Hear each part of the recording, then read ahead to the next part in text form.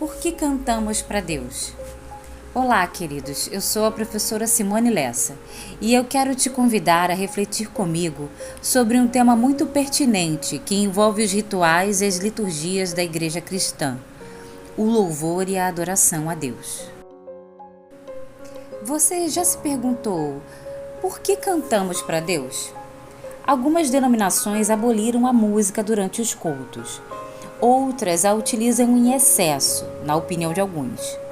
Certos pregadores costumam exclamar quando vão iniciar sua pregação: "Agora sim vamos ao que interessa, a cereja do bolo", como se aquela cantoria só servisse para entretenimento, até iniciar a sua palestra, que supostamente seria a parte mais importante do culto.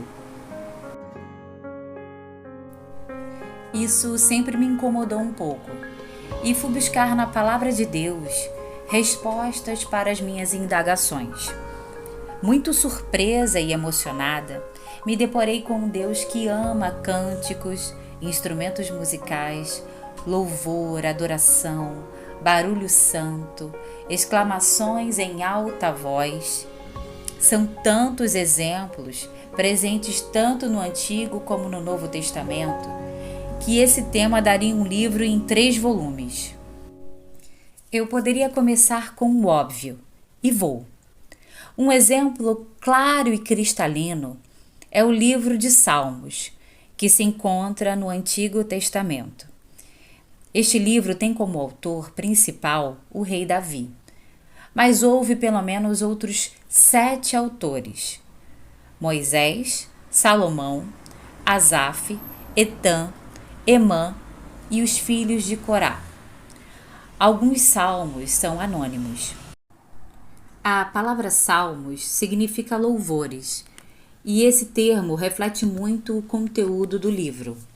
Salmos vem da palavra grega que significa uma música para ser acompanhada por instrumentos de cordas. O título desse livro em hebraico significa louvores de adoração. Salmos é o maior livro da Bíblia e é formado por 150 poemas compostos para se tornarem música.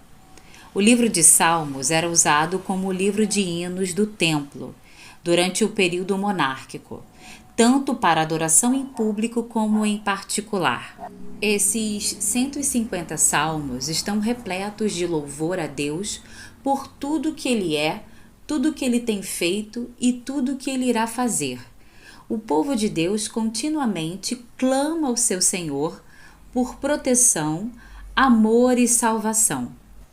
Mas eu não vou me ater ao livro de Salmos, pois eu quero partir de um outro ponto de referência. E a minha referência será o próprio Senhor Jesus.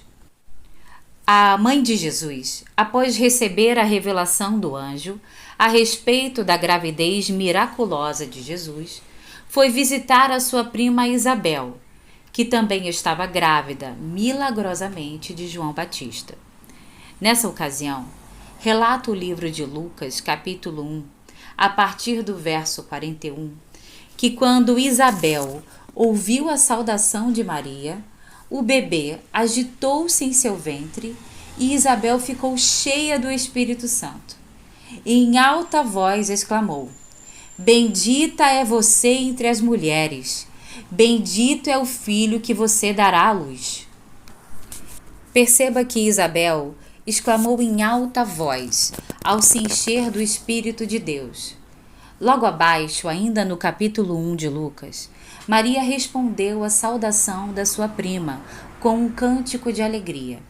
A maioria das versões bíblicas intitulam essa passagem como o Cântico de Maria, que começa no verso 46, quando Maria diz: "Minha alma engrandece ao Senhor e o meu espírito se alegra em Deus, meu Salvador, pois atentou para a humildade da sua serva.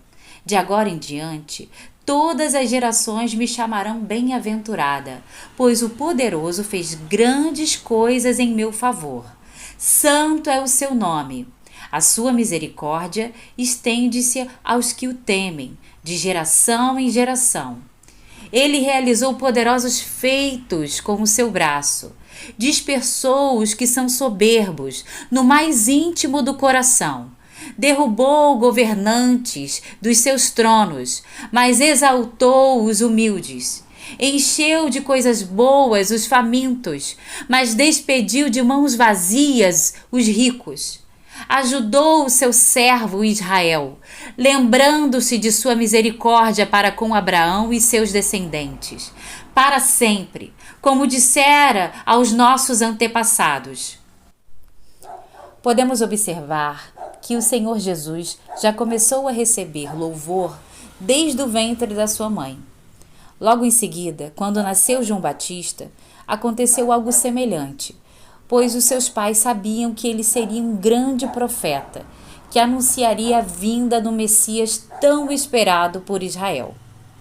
Ainda no capítulo 1 de Lucas, a partir do verso 67, Zacarias, pai de João Batista, cheio do Espírito Santo, teve sua língua destravada e começou a falar, louvando a Deus. Essa passagem tem como título, em grande parte das versões bíblicas, como o Cântico de Zacarias, e diz: Louvado seja o Senhor, o Deus de Israel, porque visitou e redimiu seu povo. Ele prometeu poderosa salvação para nós, na linhagem do seu servo Davi, como falara pelos seus santos profetas na antiguidade, salvando-os dos nossos inimigos e da mão de todos os que nos odeiam, para mostrar sua misericórdia aos nossos antepassados e lembrar sua santa aliança, o juramento que fez ao nosso pai Abraão, resgatar-nos das mãos dos nossos inimigos, para servirmos sem medo, em santidade e justiça, diante dele todos os nossos dias.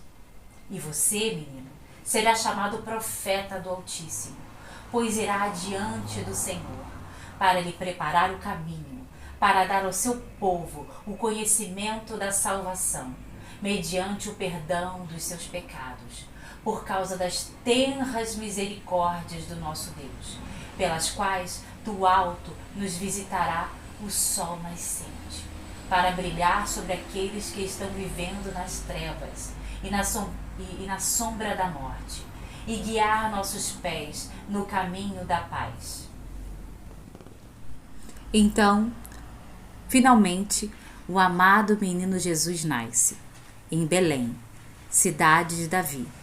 Nessa ocasião, o texto de Lucas, em seu capítulo 2, a partir do verso 9, relata que um anjo do Senhor apareceu para alguns pastores, e a glória do Senhor resplandeceu ao redor deles, e ficaram aterrorizados.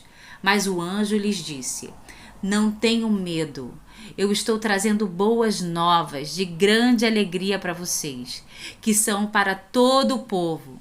Hoje, na cidade de Davi, nasceu o Salvador, que é Cristo, o Senhor. Isso servirá de sinal para vocês. Encontrarão o bebê envolto em panos e deitado numa manjedoura. De repente, uma grande multidão do exército celestial apareceu com um anjo, louvando a Deus e dizendo: Glória a Deus nas alturas e paz na terra aos homens aos quais ele concede o seu favor. Após essa visão, os pastores resolveram ir a Belém para conhecer o menino e ficaram admirados.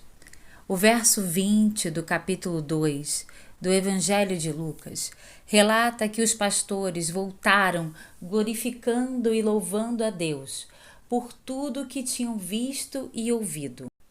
Meu Deus, quanta emoção! O Senhor Jesus já começava a receber louvor desde a sua concepção, louvor de homens e de anjos. De acordo com o Evangelho de Lucas, capítulo 2, a partir do verso 21, completando o menino Jesus 8 dias para sua circuncisão, foi-lhe posto o nome Jesus, o qual tinha sido dado pelo anjo antes dele nascer. Em seguida, seus pais o levaram ao templo de Jerusalém, a fim de apresentá-lo ao Senhor, como era costume entre os judeus, segundo a lei de Moisés. Havia em Jerusalém um homem chamado Simeão, que era justo e piedoso, e que esperava a consolação de Israel.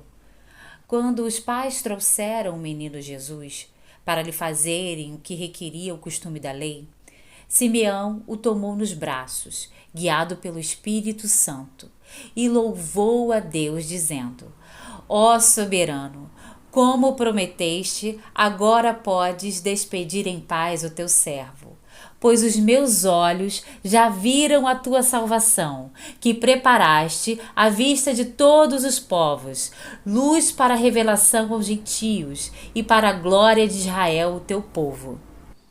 Fica claro, quando estudamos as Escrituras Sagradas, que o louvor e a adoração fizeram parte da trajetória de Jesus Cristo aqui na Terra, desde a sua concepção até a sua ascensão aos céus.